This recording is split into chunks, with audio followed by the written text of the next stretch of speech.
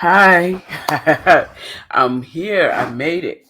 So, why we're here today, everybody? Whether you're watching this live or you're watching this on the replay, you were afraid of what I was going to say. Okay. Oh man, that's funny.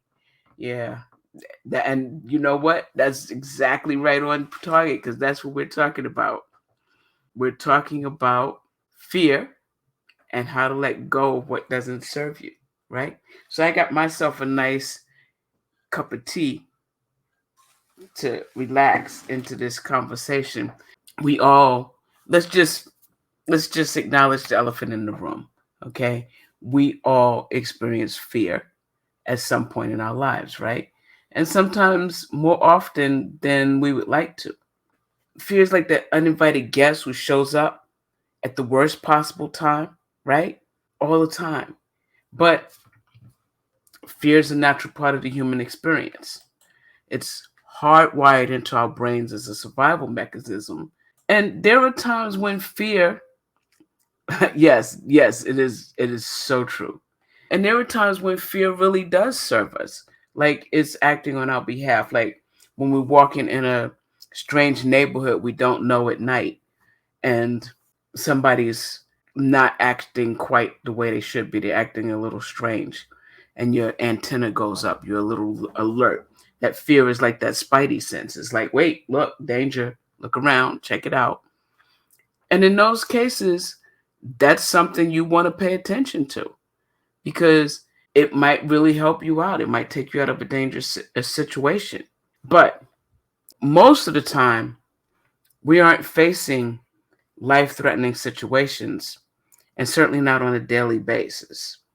So our fears tend to revolve around things like public speaking, rejection, or failure, right? And sometimes even fear of success. Why do we have these fears? Why are we afraid when it's something psychological? It's not going to kill us. Well, a lot of times, these fears don't serve us and they hold us back from reaching our full potential. We don't get to experience all the beauty that life has to offer. So, how do we let go of what doesn't serve us?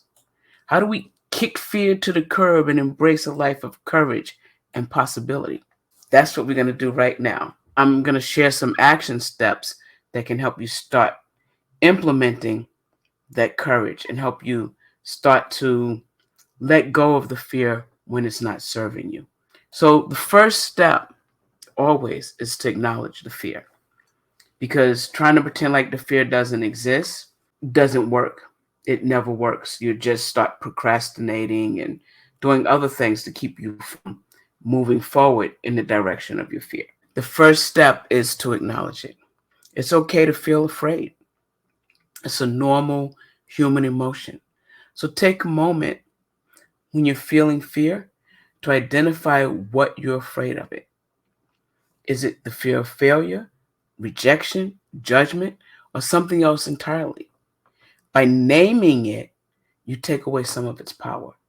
So start by that. Start by this is what I'm afraid of, and this is why. Then understand the source of your fear. Dig deep and try to understand where your fear is coming from.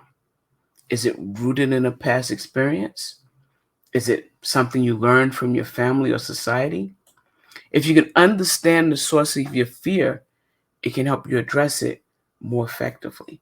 If you don't know what it is you're afraid of, if you don't know why you're afraid of it, it's really hard to figure out how to be courageous and move forward in spite of the fear. Because sometimes you can't get rid of the fear, sometimes you just have to move forward in spite of it. And it helps you to understand what the fear is, to acknowledge the fear, and then to understand what it is. Exactly. Exactly, friend. Those are the steps because those steps will help you. And then once you do those three things, then challenge your belief. So many of our fears are based on limiting beliefs that we hold about ourselves or the world. So take some time to challenge the beliefs. Are they really true? Or are they just stories you've been telling yourself? Sometimes it's as simple as challenging the belief and replacing that belief with something more empowering. That's not always true, but sometimes that works. So figure out what that fear is and challenge it. Challenge the belief of what it is so that you can change it if you can and move forward in spite of it if you can't. Okay? Give me the power to recognize the things, to change the things I can, to recognize the things I can't. Right? You always have to know. You always have to be on it for yourself. Then take small steps because facing your fears head on can be really daunting. So start small. Break down your goals into smaller, manageable steps.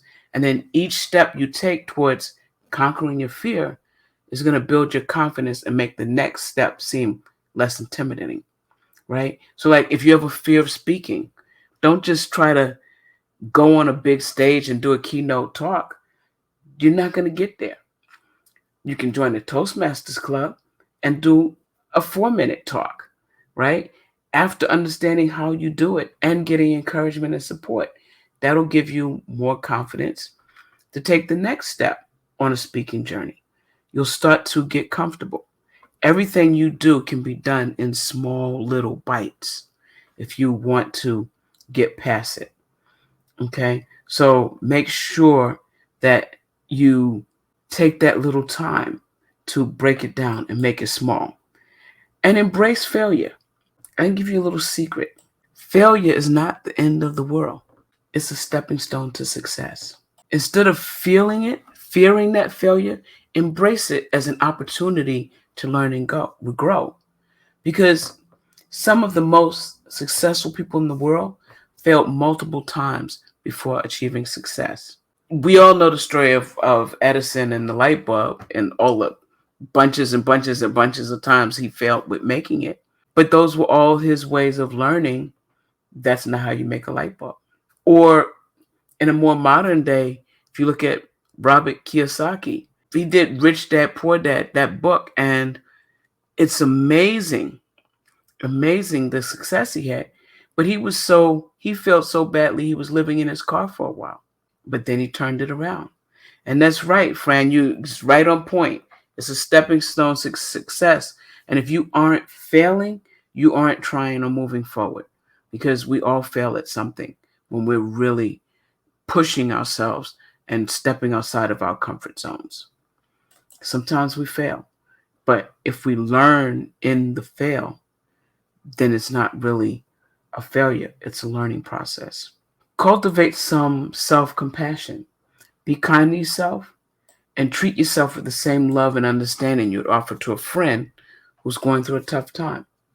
That self compassion can help you navigate fear with more grace and resilience. And then take some time to visualize your success. That's number 7. Visualize success. Use the power of visualization to your advantage. Imagine yourself overcoming your fears and achieving your goal. Because when you see it in your mind, you're more likely to make it a reality. And yes, it is way easier to be kind to someone else than it is to be kind to yourself. And that's why you always need to surround yourself with support. Don't go it alone, right? Surround yourself with people who uplift and support you, people who you can share your fears and aspirations with. It can be trusted friends, it can be a mentor, it can be a coach, but these people will help you by providing guidance and encouragement and letting you know it's okay. You're not alone. You don't have to be afraid. And they will give you the kind words you need to hear that sometimes you just won't give yourself, even though you know you deserve it. And even though you would do it for someone else. Build it in to your journey. If you can't do it for you, surround yourself with people that will. And practice mindfulness because it's a powerful tool for managing fear. If you can stay in the present moment, it reduces the anxiety that sometimes accompany fear, right? So like I do meditation, deep breathing as part of my daily routine. But even in the little things, whatever you're doing, if you can be mindful in that moment and stay in that moment, there's less room for fear, right? It's like my wife liked to say, you have a hand here. You can choose love or you can choose fear. But you can't choose both because they don't both fit right there. You have to turn them over. They're not in the same space. If you are focused on what you're doing, if you're focusing in on the mindfulness, there's less room for fear to come in. That's just it's amazing how well that works. So practice mindfulness. Okay. And ultimately, the key to letting go of what doesn't serve you is to take action despite the fear. Courage, which I'm always saying, be courageous, do your day courageously. That's not the absence of fear, it's the willingness to move forward despite it. So take that first step, and then another, and then another, and then another, right? Because sometimes our fear is even just about putting ourselves out there in the first place. Do your day courageously and just take those steps, even though you're acknowledging the fear. It's like, okay, I am scared as heck, but I'm going to do it anyway, right? Fear is a natural part of life, but it doesn't have to hold you back. By acknowledging your fear, understanding its source, challenging the limiting beliefs, and taking actionable steps, you can let go of what doesn't serve you and embrace a life filled with courage, growth, and possibility. Because you have the power to rewrite your story. Don't let fear dictate the chapters of your life. Take charge, be brave, and watch how your life transforms. I know this from personal experience. I lived so much of my life afraid. Letting go of the fear changed everything for me. And I know you can do it too. You've got this. I hope you guys got something out of this, and I will talk to you later. Have a good day. If you're watching it on the replay, let me know. Give me a shout out. Love you, and I'll talk to you all soon. Bye.